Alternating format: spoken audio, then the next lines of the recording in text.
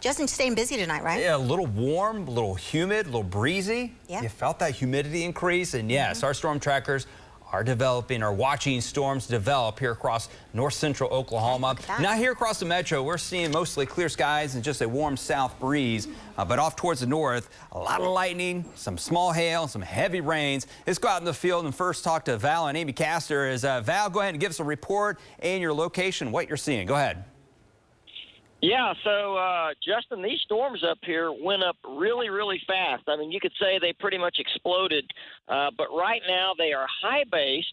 We're seeing a lot of lightning, so lightning is going to be the biggest threat with these so far. Back to you, Justin. All right, thanks there, Val. And off to us south, Tom Pastrano. And Tom, go ahead and give us a report what you're seeing there.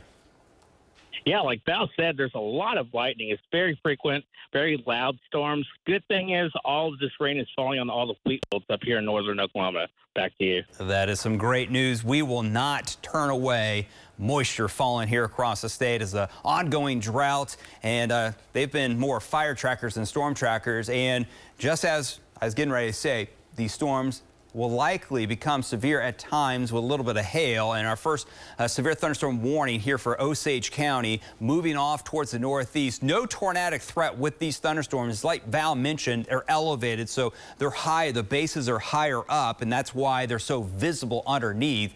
A lot of lightning, and again, some heavy rains and the possibility of a little bit of hail up to quarter size. As you can see, this storm moved over to Marlin and Red Rock with some very heavy rains and some small hail. Continues to move off towards the northeast, towards Osage County. And more thunderstorms near Blackwell, maybe some small hail with that. And a lot of lightning reports. There's where Tom was, looking off towards the north, getting ready to cross 77 and 35. And more showers and a couple rumbles of thunder, but these are the heavier storms at the moment here from the Perry, Covington area and Red Rock, and moving off towards the northeast at around 35 miles an hour. You can see well north of the Oklahoma City metro. There's a little bit of quarter-size hail reported there on radar there with that Tom storm, maybe some dime to nickel-size hail. And again, a lot of small hail, very heavy rains, and a lot of lightning. These will be noisy storms as they move over your location. So again, the kids and the dogs might not appreciate all that noise.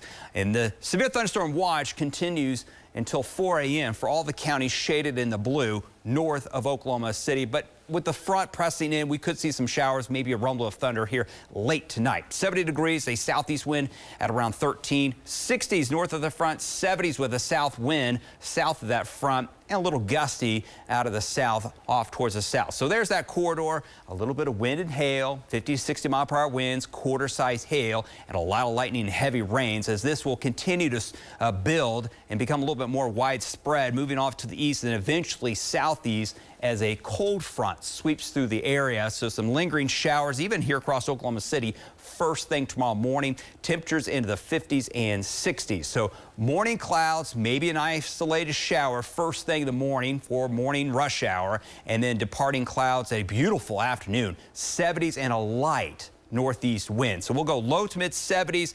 80s off towards the south with that front, and any chance of severe weather be across the southeast portion of the state. There's our first storm system, another one out towards the west coast, as this will press off to the south, eliminate the severe weather the rest tomorrow, but then the Gulf of Mexico moisture, a dry line. But look how far west that energy is, the main energy, but there is a little ripple in the jet stream here across Texas.